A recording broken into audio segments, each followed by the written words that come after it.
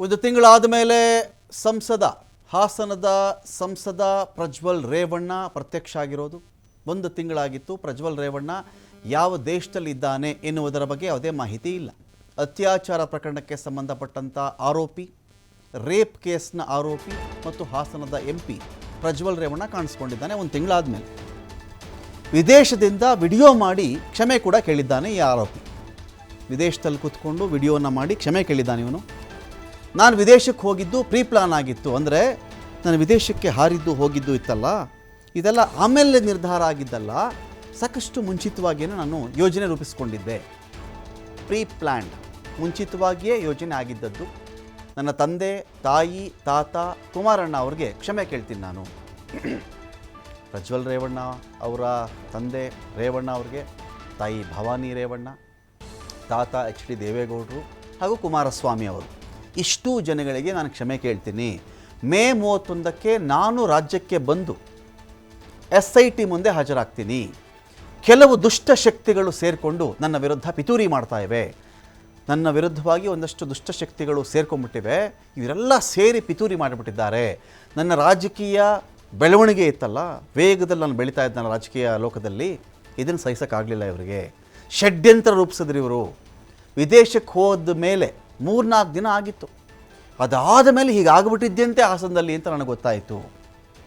ಅಲ್ಲಿವರೆಗೂ ನನಗೆ ವಿಷಯನೇ ಗೊತ್ತಿರಲಿಲ್ಲ. ವಿದೇಶ ಪ್ರವಾಸ ಹೋಗುವುದು ಪೂರ್ವ ನಿಯೋಜಿತ ಆಗಿತ್ತು, ಮೊದಲೇ ಡಿಸೈಡ್ ಮಾಡಿದ್ದೆ ಅದನ್ನು. ಹಾಗಾಗಿ ಅಲ್ಲಿಗೆ ಹೋಗ್ತೀನಲ್ಲ, ಹೋದ ಮೇಲೆ 4 ದಿನ ಆದಮೇಲೆ ನೋಡ್ತೀನಿ ನನಗೆ ಈ ಮಾಹಿತಿ ಗೊತ್ತಾಯಿತು. ಆನಂತರ ಅದಾದ ಮೇಲೆ SIT ನೋಟಿಸ್ ಕೊಟ್ಟಿದ್ರಲ್ಲಪ್ಪ, ಅದ್ರ ಬಗ್ಗೆಯೂ ನನಗೆ ಮಾಹಿತಿ ಬಂತು. ಇದನ್ನೆಲ್ಲ ನೋಡಿದ್ಮೇಲೆ ನನಗೇನಿಸ್ತು ಗೊತ್ತಾ, ಡಿಪ್ರೆಷನ್ಗೆ ಹೋಗ್ಬಿಟ್ಟೆ ನಾನು. ಈ ನೋಟಿಸ್ ಅಂತೆ, ಈ ಷಡ್ಯಂತ್ರ ಅಂತೆ, ಈ ಥರ ಆಗಿದ್ಯಂತೆ ಹಾಸನದಲ್ಲಿ ಅನ್ನೋ ವಿಷಯ ಇತ್ತಲ್ಲ, ಇದನ್ನು ಕೇಳಿ ನೋಡಿ ನಾನು ಖಿನ್ನತೆಗೆ ಜಾರಿಬಿಟ್ಟಿದ್ದೆ. ನನ್ನ ಮೇಲೆ ತಂದೆ ತಾಯಿ ದೇವರ ಆಶೀರ್ವಾದ ಇದೆ. ನಮ್ಮ ತಂದೆಯವರಾದ HD ರೇವಣ್ಣ ಅವರ ಆಶೀರ್ವಾದ, ತಾಯಿ ಭವಾನಿ ರೇವಣ್ಣ ಅವರ ಆಶೀರ್ವಾದ, ಇದು ಸಾಲದು ಅಂತ ದೇವರ ಆಶೀರ್ವಾದ ಕೂಡ ನನ್ನ ಮೇಲಿದೆ. ಎಲ್ಲ ರೀತಿ ಕಾನೂನು ಹೋರಾಟವನ್ನು ಕೂಡ ನಾನು ಫೇಸ್ ಮಾಡ್ತೀನಿ ಅಂತ ಪ್ರಜ್ವಲ್ ರೇವಣ್ಣ ವಿದೇಶದಲ್ಲಿ ಕೂತ್ಕೊಂಡು ಒಂದು 2 ನಿಮಿಷದೋ 3 ನಿಮಿಷದೋ ವಿಡಿಯೋನ ಮಾಡಿ ಹರಿಬಿಟ್ಟಿದ್ದಾನೆ. ಎಲ್ಲರಿಗೂ ನಮಸ್ಕಾರ. ಮೊದಲನೇದಾಗಿ ನನ್ನ ತಂದೆ ತಾಯಿಗೆ, ತಾತಂಗೆ ಹಾಗೂ ನನ್ನ ಕುಮಾರನಿಗೆ ಮತ್ತು ನಾಡಿನ ಜನತೆಗೆ ಹಾಗೂ ಎಲ್ಲ ನನ್ನ ಕಾರ್ಯಕರ್ತರಿಗೆ ಕ್ಷಮಾಪಣೆ ಕೇಳ್ತಾ, ನಾನು ಫಾರಿನಲ್ಲಿ ಎಲ್ಲಿದ್ದೀನಿ ಅಂತ ಸರಿಯಾಗಿ ಮಾಹಿತಿ ಕೊಡದೇ ಇರೋದಕ್ಕೆ ಇವತ್ತು ಮಾಹಿತಿ ಕೊಡೋದಕ್ಕೆ ಬಂದಿದ್ದೀನಿ. ಏನು 26ನೇ ತಾರೀಕು ಚುನಾವಣೆ ನಡೀತು. 26ನೇ ತಾರೀಕು ಚುನಾವಣೆ ನಡೆದಂಥ ಸಂದರ್ಭದಲ್ಲಿ ಅವತ್ತು ನನ್ನ ಮೇಲೆ ಯಾವುದೇ ರೀತಿ ಒಂದು ಪ್ರಕರಣ ಆಗಲಿ, ಯಾವುದೇ ಒಂದು ಕೇಸ್ ಆಗಲಿ ಏನೂ ಇರಲಿಲ್ಲ. SITನೂ ಕೂಡ ರಚನೆ ಆಗಿರಲಿಲ್ಲ. ಈ 26ನೇ ತಾರೀಕು ನಾನು ಫಾರಿನ್ ಹೋಗೋದು ಕೂಡ ಇದು ಮುಂಚೆನೆ ಪ್ರೀ ಪ್ಲಾನ್ ಆಗಿತ್ತು. ಹಾಗಾಗಿ ನಾನು ಫಾರಿನ್ ಹೊರಟಾದ ಮೇಲೆ 3-4 ದಿನದ ನಂತರ ನಾನು ಯೂಟ್ಯೂಬ್ ನೋಡುವಂಥ ಸಂದರ್ಭದಲ್ಲಿ, ನ್ಯೂಸ್ ಚಾನೆಲ್ ನೋಡುವಂಥ ಸಂದರ್ಭದಲ್ಲಿ ನನಗೆ ಈ ಮಾಹಿತಿ ದೊರಕುವಂಥ ಕೆಲಸ ಆಯಿತು. ಮಾಹಿತಿ ದೊರಕಿದ ಮೇಲೆ ನಂತರ SITನೂ ಕೂಡ ಏನು ಒಂದು ನೋಟಿಸ್ ಕೊಡುವಂಥ ಕೆಲಸ ಮಾಡಿತು. ಆ SIT ನೋಟಿಸ್ಗೂ ಕೂಡ ನಾನು ಎಕ್ಸ್ ಖಾತೆ ಮುಖಾಂತರ ಮತ್ತು ನನ್ನ ಲಾಯರ್ ಮುಖಾಂತರ ನಾನು 7 ದಿನ ಸಮಯ ಅವಕಾಶ ಕೇಳಿದ್ದೆ. 7 ದಿನ ಸಮಯ ಅವಕಾಶ ಕೇಳಿದ ಮೇಲೆ ಕೂಡ ಅದು ಮಾರನೇ ದಿನನೇ ಏನು ಕಾಂಗ್ರೆಸ್ಸಿನ ಹಿರಿಯ ನಾಯಕರಾದಂಥ ರಾಹುಲ್ ಗಾಂಧಿ ಅವರು ಮತ್ತು ಹಾಗೂ ಎಲ್ಲ ಹಿರಿಯ ನಾಯಕರುಗಳು ಏನು ಓಪನ್ ವೇದಿಕೆಗಳಲ್ಲಿ ಈ ಒಂದು ವಿಚಾರಗಳನ್ನ ಪ್ರಚಾರ ಮಾಡೋದಕ್ಕೆ ಪ್ರಾರಂಭ ಮಾಡಿದ್ರು, ಚರ್ಚೆ ಮಾಡೋದಕ್ಕೆ ಪ್ರಾರಂಭ ಮಾಡಿದ್ರು, ಒಂದು ರಾಜಕೀಯದ ಪಿತೂರಿ ಮಾಡೋವಂಥ ಕೆಲಸನ ಮಾಡಿದ್ರು. ಇದೆಲ್ಲ ನೋಡಿದಂಥ ಸಂದರ್ಭದಲ್ಲಿ ನಾನು ಡಿಪ್ರೆಷನ್ಗೆ ಹೋಗುವಂಥ ಕೆಲಸ ಆಯಿತು, ಐಸೋಲೇಷನ್ಗೆ ಹೋಗುವಂಥ ಕೆಲಸ ಮಾಡಿಕೊಂಡೆ. ಹಾಗಾಗಿ ನಾನು ಮೊದಲನೇದಾಗಿ ನಿಮ್ಮೆಲ್ಲರನ್ನೂ ಕ್ಷಮಾಪಣೆ ಕೇಳಿದೆ, ದಯವಿಟ್ಟು ಕ್ಷಮಿಸಿ ಅಂತ ಕೇಳಿದೆ ನಾನು. ಅದಾದ ನಂತರ ಹಾಸನಲ್ಲೂ ಕೂಡ ಕೆಲವು ಶಕ್ತಿಗಳು ಎಲ್ಲ ಒಟ್ಟಿಗೆ ಸೇರಿಕೊಂಡು ಇವತ್ತು ನನ್ನ ಮೇಲೆ ರಾಜಕೀಯದ ಒಂದು ಪಿತೂರಿ ಮಾಡುವಂಥ ಕೆಲಸ ಮಾಡೋವಂಥದ್ದು ಇರ್ಬೋದು. ರಾಜಕೀಯವಾಗಿ ನಾನು ಏನು ಬೆಳೀತಾ ಇದ್ದೀನಿ, ನನ್ನ ಕುಗ್ಗಿಸ್ಬೇಕು ಅನ್ನೋ ಒಂದು ರೀತಿಯಲ್ಲಿ ಇವತ್ತು ಏನೇನೋ ಒಂದು ಪ್ರಕರಣಗಳಲ್ಲಿ ಅವರು ಎಲ್ಲರೂ ಕೂಡ ಒಂದು ಭಾಗಿಯಾಗುವಂಥ ಕೆಲಸಗಳನ್ನ ಮಾಡಿಕೊಂಡ್ರು. ಹಾಗಾಗಿ ಇವನ್ನೆಲ್ಲ ನೋಡಿದಂಥ ಸಂದರ್ಭದಲ್ಲಿ ಇದ್ದಿದ್ದು ಇನ್ನ ಒಂದು ಆಘಾತ ಆಗೋಂಥ ಕೆಲಸ ಆಗಿ ನಾನೇ ಒಂಚೂರು ದೂರ ಇದ್ದೆ. ಹಾಗಾಗಿ ಯಾರು ಕೂಡ ಇದ್ರ ಬಗ್ಗೆ ತಪ್ಪು ತಿಳಿಯೋದು ಬೇಡ. ನಾನೇ ಖುದ್ದಾಗಿ ಶುಕ್ರವಾರ ಏನು 31ನೇ ತಾರೀಕು 10 ಗಂಟೆಗೆ SIT ಮುಖಾಂತರ SIT ಮುಂದೆ ಬಂದು ನಾನು ಸಂಪೂರ್ಣ ಈ ಇನ್ವೆಸ್ಟಿಗೇಷನ್ಗೆ ಸಹಕಾರ ಕೊಡೋ ಮುಖಾಂತರ ನಾನು ಇದಕ್ಕೆ ಸರಿಯಾದ ರೀತಿಯಲ್ಲಿ ಉತ್ತರ ಕೊಡುವಂಥ ಕೆಲಸನ ಮಾಡ್ತೀನಿ. ಹಾಗೆ ನ್ಯಾಯಾಲಯದ ಮೇಲೆ ನನಗೆ ನಂಬಿಕೆ ಇದೆ.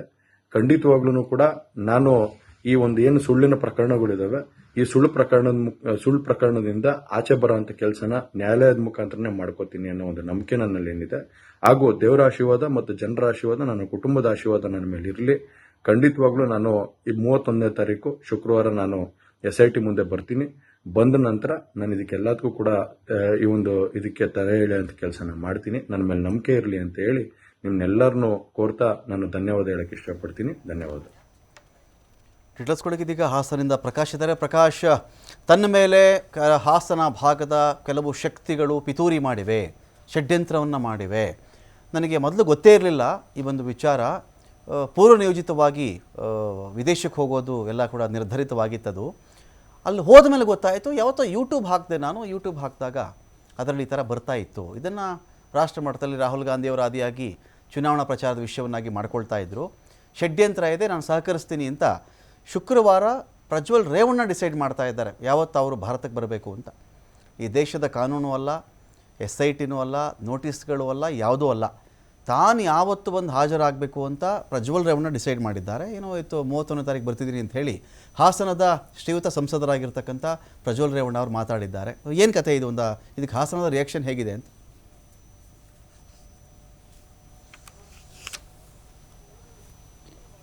ರಮಾಕಾಂತ್, ಈಗಾಗಲೇ ಅಂದರೆ ಈ ತಿಂಗಳು 31ನೇ ತಾರೀಕು ನಾನು ವಿದೇಶದಿಂದ ಭಾರತಕ್ಕೆ ಬರ್ತೀನಿ. SIT ಅಧಿಕಾರಿಗಳಿಗೆ ಕೂಡ ಹಾಜರಾಗ್ತೀನಿ. ನ್ಯಾಯಾಲಯದ ಮೇಲೆ ಎಲ್ಲ ನಂಬಿಕೆಗಳು ಕೂಡ ಈಗಾಗಲೇ ಇರುವಂಥದ್ದು. ಮೊದಲನೇದಾಗಿ ನನ್ನ ತಂದೆ ತಾಯಿ ಆಶೀರ್ವಾದ ಇದೆ, ಜೊತೆಗೆ ದೇವರ ಆಶೀರ್ವಾದ ಇದೆ. ಅದರ ಜೊತೆಗೆ ಕುಮಾರಸ್ವಾಮಿ ಅವರು ಮತ್ತು ದೇವೇಗೌಡರು ಕ್ಷಮೆಯನ್ನು ಕೋರ್ತೇನೆ ಎನ್ನುವ ಮುಖಾಂತರ ಒಂದು ವಿಡಿಯೋ ಕೂಡ 2 ನಿಮಿಷದ 57 ಸೆಕೆಂಡಿನ ವಿಡಿಯೋ ಕೂಡ ಈಗಾಗಲೇ ಪ್ರಜ್ವಲ್ ರೇವಣ್ಣರಿಂದ ವಿಡಿಯೋ ಈಗಾಗಲೇ ಬಂದಿರುವಂಥದ್ದು.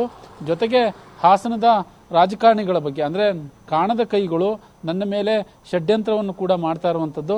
ಹಾಗಾಗಿ ಆರೋಪಗಳ ಸುರಿಮಳೆಯನ್ನು ಕೂಡ ಈಗಾಗಲೇ ಮಾಡ್ತಾ ಇದ್ದಾವೆ. ನಾನು 26ನೇ ತಾರೀಕು ಚುನಾವಣೆ ಮುಗಿಸಿ ನೆಕ್ಸ್ಟ್ ಡೇ ನಾನು ವಿದೇಶಕ್ಕೆ ಹೋಗ್ತೀನಿ. ಅಲ್ಲಿವರೆಗೆ ಯಾವ ದೂರು ಕೂಡ ದಾಖಲಾಗಿರೋದಿಲ್ಲ. ಜೊತೆಗೆ SIT ಕೂಡ ರಚನೆ ಆಗಿರೋದಿಲ್ಲ ಅನ್ನುವ ಮಾಹಿತಿಯನ್ನು ಕೂಡ ಹೇಳಿರುವಂಥದ್ದು. ನಂತರ ಅವರು ವಿದೇಶಕ್ಕೂ ಹೋಗ್ತಾರೆ. SIT ಅವರು ನೋಟಿಸ್ ಕೊಡ್ತಾರೆ. ನೋಟಿಸ್ ಆದ ನಂತರ ಅವರು ಲಾಯರ್ ಮುಖಾಂತರ ಮತ್ತು ತನ್ನ ಎಕ್ಸ್ ಖಾತೆಯಲ್ಲಿ 7 ದಿನಗಳ ಒಳಗೆ ನಾನು ಹಾಜರಾಗ್ತೀನಿ ಅನ್ನುವ ನೋಟಿಸನ್ನು ಅಂದರೆ ಆ ರೀತಿಯಾದಂತಹ ಒಂದು ಉತ್ತರವನ್ನು ಕೂಡ ಕೊಡ್ತಾರೆ. ನಂತರ 1 ತಿಂಗಳು ಆಗೋಯ್ತು. ಈಗ ಪ್ರಜ್ವಲ್ ರೇವಣ್ಣ ಮೇ 31ನೇ ತಾರೀಕು ಭಾರತಕ್ಕೆ ಬರ್ತಾರೆ ಅನ್ನುವ ಮಾಹಿತಿ ಕೂಡ ಈಗಾಗಲೇ ಲಭ್ಯವಾಗಿರ್ತಕ್ಕಂಥದ್ದು. ಯಾಕಂತಂದರೆ ಈಗಾಗಲೇ ಹಾಸನದಲ್ಲಿ 30ನೇ ತಾರೀಕು ಮೇ 30ನೇ ತಾರೀಕು ಮಹಿಳಾ ಸಂಘಟನೆಗಳಿಂದ ಸಾಕಷ್ಟು ಪ್ರತಿಭಟನೆಯನ್ನು ಕೂಡ ಹಮ್ಮಿಕೊಂಡಿರುವಂಥದ್ದು. ಸುಮಾರು 5ರಿಂದ 10 ಸಾವಿರಕ್ಕೂ ಹೆಚ್ಚು ಜನರು ಎಲ್ಲ ಕರ್ನಾಟಕ ರಾಜ್ಯದ ಎಲ್ಲ ಜಿಲ್ಲೆಗಳಿಂದಲೂ ಕೂಡ ಜನ ಬರ್ತಾರೆ, ಮಹಿಳೆಯರು ಬರ್ತಾರೆ ಪ್ರತಿಭಟನೆ. ಪ್ರಜ್ವಲ್ ರೇವಣ್ಣ ಅಶ್ಲೀಲ ವಿಡಿಯೋ ಎನ್ನಲಾದ ಪ್ರಕರಣಕ್ಕೆ ಸಂಬಂಧಪಟ್ಟ ಹಾಗೆ ಮೊದಲು ಪ್ರಜ್ವಲ್ ರೇವಣ್ಣನನ್ನು ಬಂಧಿಸಬೇಕು. ನಂತರದಲ್ಲಿ ಈ ಪೆನ್ಡ್ರೈವ್ ಹಂಚಿಕೆ ಇದೆಯಲ್ಲ, ಪೆನ್ಡ್ರೈವ್ ಯಾರು ಹಂಚಿದ್ದಾರೆ, ಜೊತೆಗೆ ಸಂತ್ರಸ್ತೆಯರ ಮಾನ ಕೂಡ ಹರಾಜಾಗಿರುವಂಥದ್ದು. ಇದಕ್ಕೆ ಸಂಬಂಧಪಟ್ಟ ಹಾಗೆ ಇವತ್ತು ಸುದ್ದಿಗೋಷ್ಠಿ ನಡೆದಿರುವಂಥದ್ದು. ಒಂದಿಷ್ಟು ಸುದ್ದಿಗೋಷ್ಠಿಯಲ್ಲಿ ಮಹಿಳಾ ಮಣಿಗಳು, ಸಾಹಿತಿಗಳು, ಹಿರಿಯ ವೈದ್ಯರು ಎಲ್ಲರೂ ಕೂಡ ಸುದ್ದಿಗೋಷ್ಠಿ ಮಾಡಿ ಆಕ್ರೋಶವನ್ನು ಕೂಡ ಹೊರಹಾಕಿರುವಂಥದ್ದು. ಜೊತೆಗೆ 3 ಪಕ್ಷಗಳ ರಾಜಕೀಯ ನಾಯಕರುಗಳೇನಿದ್ದಾರೆ ಅವರನ್ನು ಕೂಡ ಅವರ ಬಗ್ಗೆನೂ ಕೂಡ ಸಾಕಷ್ಟು ಆಕ್ರೋಶವನ್ನು ವ್ಯಕ್ತಪಡಿಸಿದ್ರು. ಅದೆಲ್ಲವೂ ಒಂದು ಕಡೆ ಆದರೆ ನಂತರದಲ್ಲಿ ಅದೆಲ್ಲ ಆದ ನಂತರ ಪ್ರಜ್ವಲ್ ರೇವಣ್ಣರವರ ವಿಡಿಯೋ ಈಗಾಗಲೇ ಬಂದಿರುವಂಥದ್ದು. 2 ನಿಮಿಷ 57 ಸೆಕೆಂಡ್ ಕೂಡ ಈಗಾಗಲೇ ಬಂದಿರುವಂಥದ್ದು. ನ್ಯಾಯಾಂಗಕ್ಕೆ ತಲೆಬಾಗ್ತೀನಿ ಅನ್ನುವ ಮಾತನ್ನು ಕೂಡ ಅದರಲ್ಲಿ ಹೇಳಿರುವಂಥದ್ದು. ಒಟ್ಟಾರೆ ಮೇ 31ಕ್ಕೆ SIT ಅವರು ಕೂಡ ಈಗಾಗಲೇ ಕಾಯ್ತಾ ಇರುವಂಥದ್ದು. Ramakant, thank you Prakash.